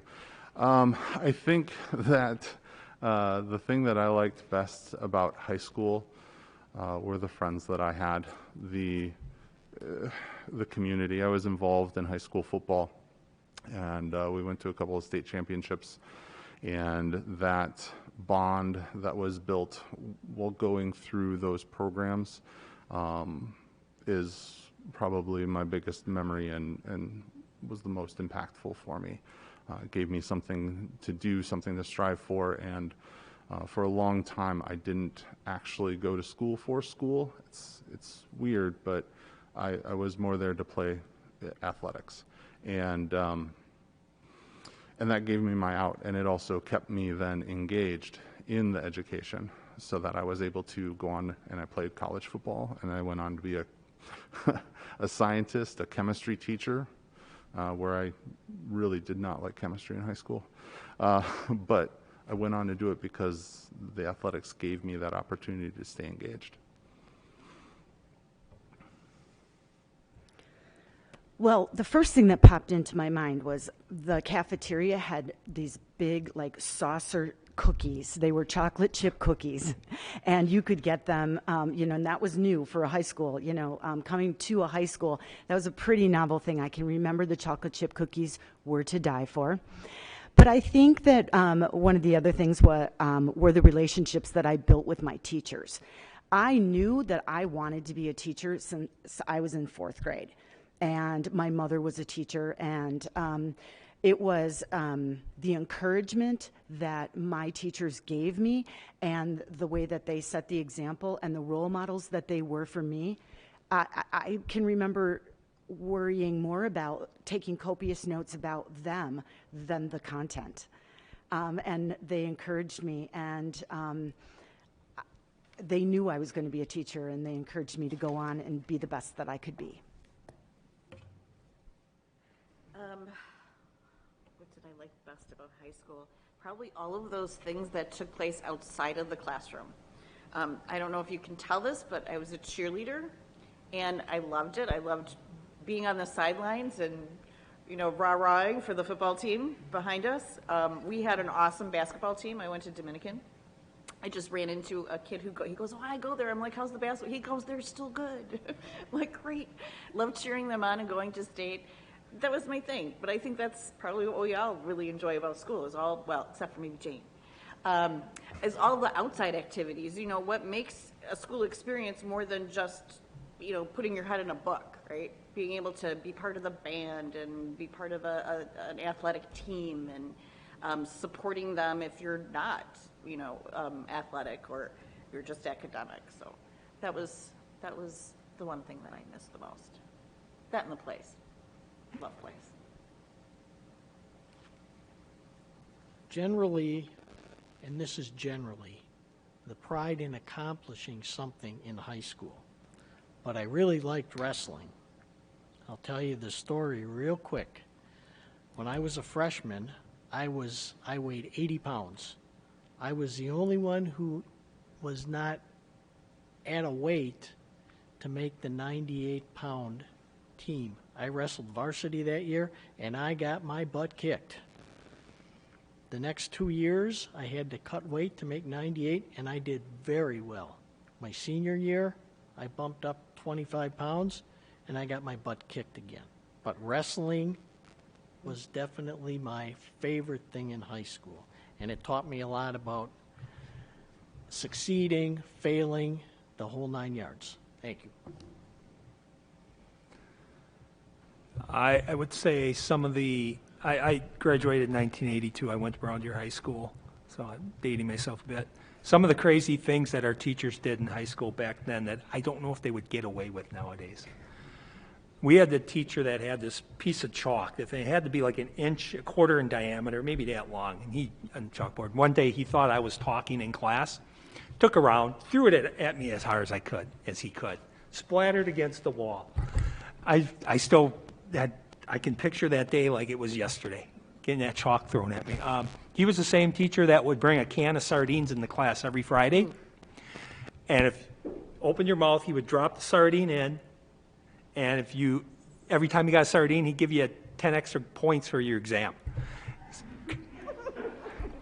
We had another teacher who took a box of chalk and he'd walk around and he'd be smoking it and he'd be handing out like it was serious. I mean, the stories go on. And I just think about what they did back then and like, can you do that now?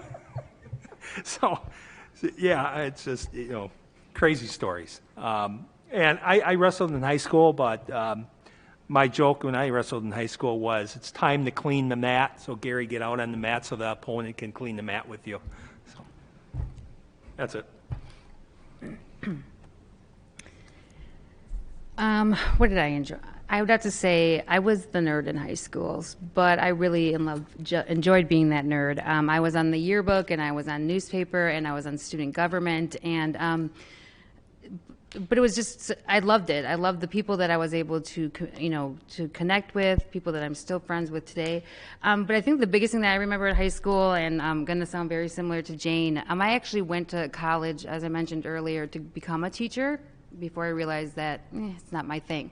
But I did that because I had some of the greatest teachers when I was in high school.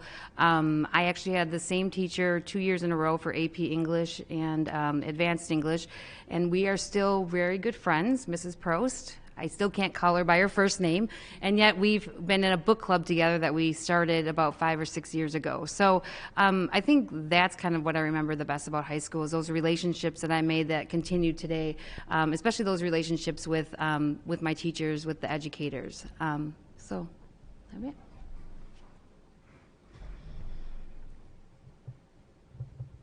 Thank you. Our next question will be from me. Currently, student athletes do not receive gym credits for sports they play outside of school hours. With the amount of time dedicated to sports amounting to almost 25 hours a week, should participating as a student athlete count as a gym credit? Ms. Carr? Well, I would first say, bring your argument to the table. I would definitely ask that, you bring me some evidence or some research to a board meeting. I don't get to make those decisions as a board member. I don't get to have an opinion about that. I get to listen to the reports and to the recommendations, and then as a board of 9, I make my decision. At this point, I would be open to hearing, and I would commend you for thinking outside the box and changing things that maybe were that way just because that's the way they always were, and why not change them? But again, I would have to go through the channels. That's a really interesting question. I know that when my daughter was in high school, there was something that she did over the summertime that she was able to use for that half credit of physical education that school year. One of the things that we're just now talking about is maybe off, now that we have all of this, the ability to, create and build, and, what is going to create the profile of a graduate, for instance. And sometimes I think the reason why kids don't get involved in sports is that it's expensive, that families just can't afford it. Sometimes it's the transportation aspect of it.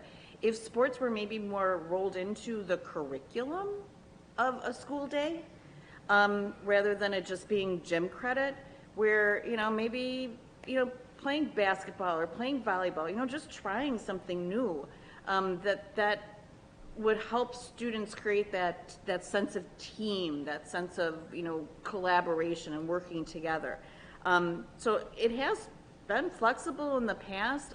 It's certainly something to consider. And I would hope that, more students would have the ability to try more sports or a variety of things. Thank you. The question I would ask is, how would it be evaluated? And that's not necessarily a bad idea, but if you think about it, if you're an athlete, you're probably going to take gym as much as you can. That's the only comment I have. Thank you.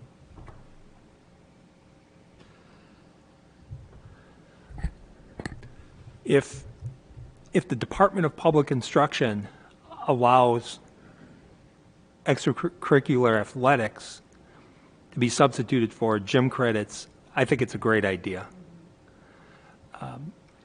if it's allowed.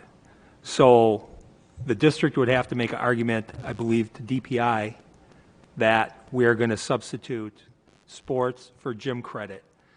And then the curriculum committee would have to develop a policy within the school district policies to make that happen.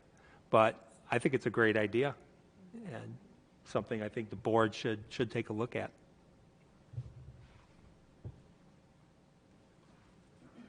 I'm going to agree with Gary and everyone here. I think it is a great idea.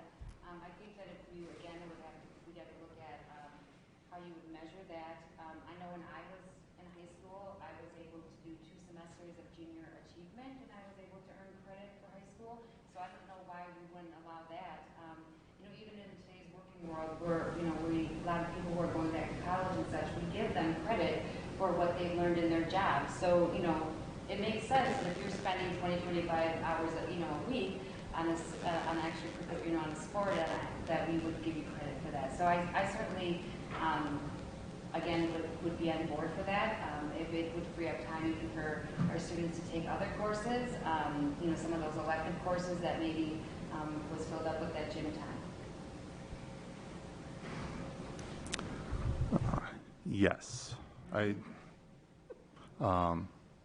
think that when you're an athlete and you're spending that many hours doing something, it should have a benefit beyond just going and playing in the games and participating in the tournaments. So yes, I think that it should. The question of whether or not it's allowed by DPI, how would it be evaluated, what impact that would have for our physical education teachers, I think that would have to be evaluated. But I think that there should be something that allows for credit for going and spending that much time doing something.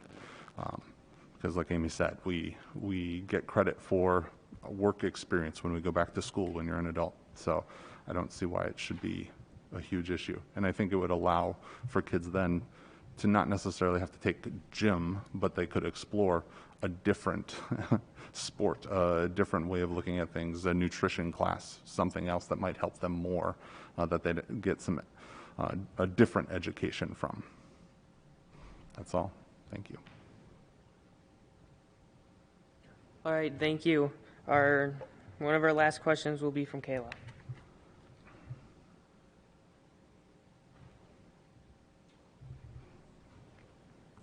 If you had to cut a current program the school district offers because of costs or effectiveness, what would it be and why? Ms. Klug. Who is going first? I am. Could you repeat the question? I'm sorry. Sure. If you had to cut a current program the school district offers because of costs or effectiveness, what would it be and why? Ooh, I don't know that there is anything right now.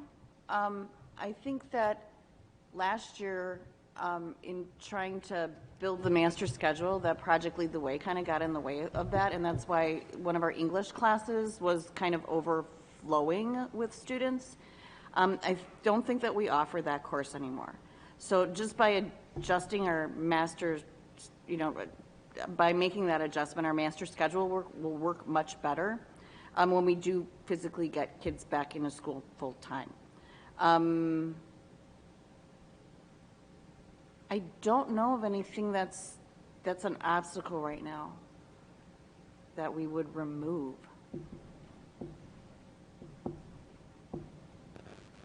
Don't have any thoughts beyond that. Thank you for the question.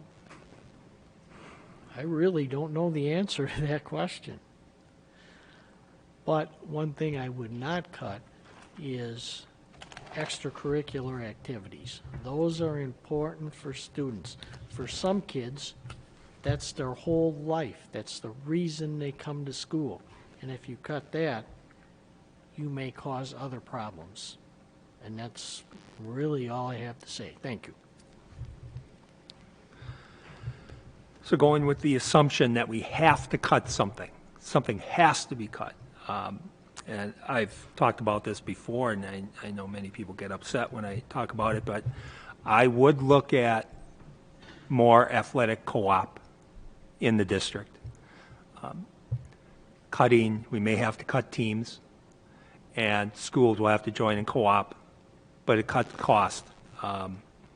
Controversial one, which I've talked about in the past, is possibly co-oping football. I remember the former athletic director at West Allis Central High School once told me if you knew the true cost of operating a high school football team, people wouldn't believe what it costs to get a football team on the field. It's a lot of money. Facility is a lot of money. We're coming up with a field that needs to be redone. We need to put new turf on the field. You're looking at probably at least a $1.5 million cost for that. They're expensive. I mean, athletics can be expensive. And that if we say something has to be cut, I would look at sports co-ops.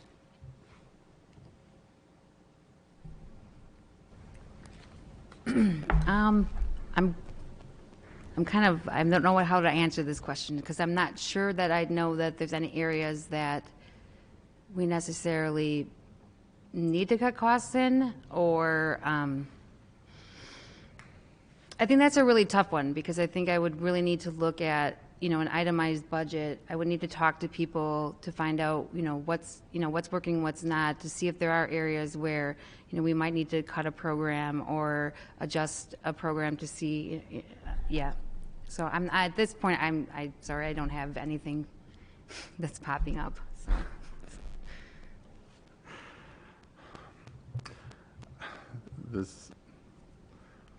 This is an impossible question because no matter what you say, someone will be upset by it. You can have controversial pieces where you cut athletics because they are a giant financial stress on a budget. You can cut arts, but we lose so much when we do that. And I think really what we would come down to is looking at the budgets and seeing where things are, what things are seen by the community and the school as a lowly attended, poorly attended class or activity. And I think that that's where you start cutting. As you look at the budgets, you look at the things that we have actual evidence for that if we cut it, we're impacting the least amount of students. My argument would be to just no cuts and to find another way to be able to keep the activities and the opportunities for the kids. But yeah, I look at the budgets and I look at where we can get the low-hanging fruit that would be able to be chopped off. Yeah. So when a student would ask me a question as a teacher that I didn't know the answer to, I certainly would never make something up. I would say either, well, what do you think? and bring it back to them, or I would say, I need more information. And I certainly would need more information to answer that. I would not want to cut anything. And I would have to go through proper channels, and I would have to have people make proposals, and I would have to listen to all of the information, and then as a board, we would have to make that decision. Thank you. All right, thank you. Our final question will be coming from Taylor, and make sure you have your thinking caps on for this one. Uh-oh. I forgot my thinking cap at home. Who would you want to play you in a movie about your life? Mr. Schultz, you're first. I can't remember the actor's name. Who he was in the movie with Ben Affleck? Damon? Matt Damon? Matt Damon. That's it. I want Matt Damon to play me. I love Matt Damon. I think he's a great actor. Melissa McCarthy, 100%.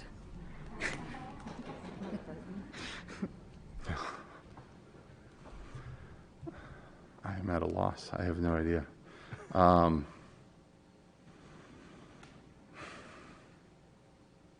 Holy cow, I can't even think of an actor's name right now. Can I pass and you can come back to me?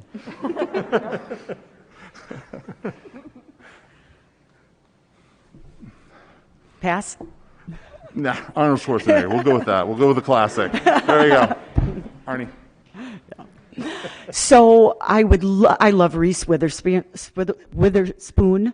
and but she's blonde. So I'm going to go with Sandra Bullock, because a lot of people say I kind of look like her and everything, and I think she's an amazing actress. Yeah.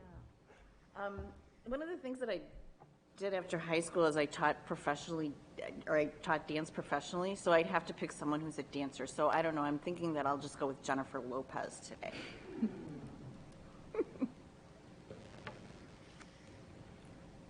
I really have no idea, but if you know the actor that played Rudy in the Rudy movie, that would be it, but I don't know his name.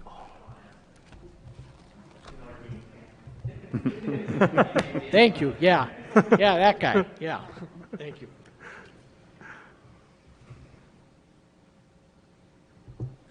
All right, thank you guys. That's all the questions we have for tonight. We will give you 1 minute for a conclusion. Ms. Diehl, if you will. I'm just going to keep it short and sweet, and I'm just going to say that I'm going to ask all the community of West Allis to vote for me.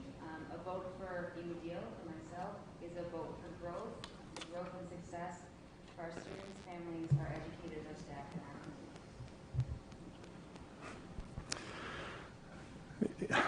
Yeah. Vote for Brendan Burns. I am here for the community. I want our district to succeed, and I have a certain amount of urgency as I have very young children that are coming into the district, and so my desire to make West Allis what it can be is huge, and I think that you'll find a lot of support, both student opportunities, teacher opportunities, and community opportunities with a vote for me. Voting for Jane Carr just makes sense. I have the educational background. I have that instructional piece that we need on the board. I have the motivation and the dedication, and I'm in this for all the right reasons. So it just makes sense to give me a chance. Thank you. I just want to take a moment again to thank the Youth Commission for all of your hard work in coming up with these great questions and hosting this event tonight. I wished it would have been open to the public and we could have had a few more people here, but you know, it is what it is. So thank you for putting this event together. I also want to take this time to thank the community for having placed the honor upon myself of being able to serve for the last 3 years on the school board. I hope that I am able to gain a second term. So vote for me. I'm the last name on the ballot, Christine Klug. Thank you.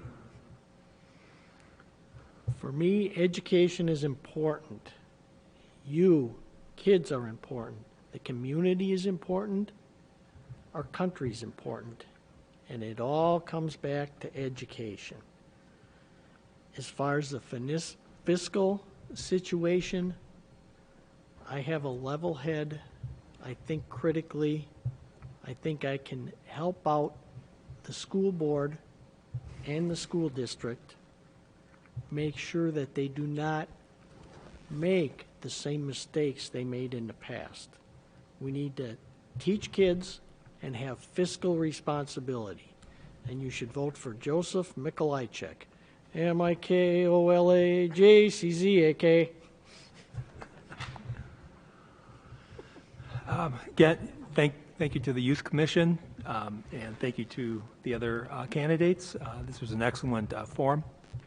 When I ran 3 years ago, one of the issues I ran on was to make sure that we had equity in our schools as far as students getting the opportunity to learn. And the school district has made great strides in putting in place project-based learning district-wide to try to close learning gaps we had in our district.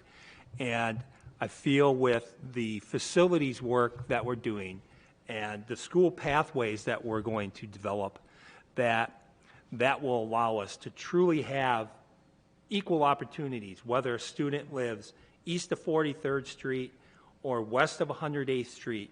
Each student has the same opportunities to learn.